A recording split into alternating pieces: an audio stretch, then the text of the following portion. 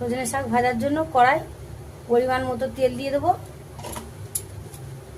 তেলটা গরম হোক।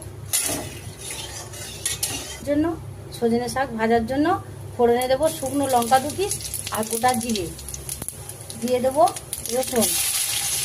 রসুনের কড়া একটু ফাটিয়ে নিয়েছি। গরম ভাত দিয়ে এই শাক ভাজাটা দিয়ে দেবো কুচনো পেঁয়াজ। পেঁয়াজটা একটু ভাজা ভাজা হয়ে এসেছে, দিয়ে দেবো 1 চামচ পরিমাণে লবণ। এবারে দিয়ে দেবো শাক।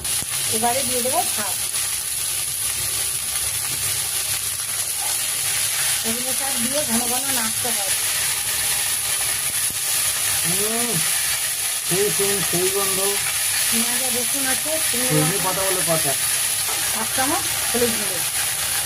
আগে এরকম করে নাড়তে হবে, নাহলে সজনে শাক জ্বালা হয়ে যায়।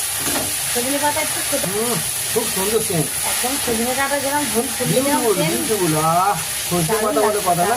হ্যাঁ, টেস্টি লাগবে না গরম গরম ভাতের সাথে। কারা কারা খেয়েছেন? তো আমার শাকটা ভাজা হয়ে গেছে। এই যে ঝুরঝুরে করে ভেজে নিয়েছি।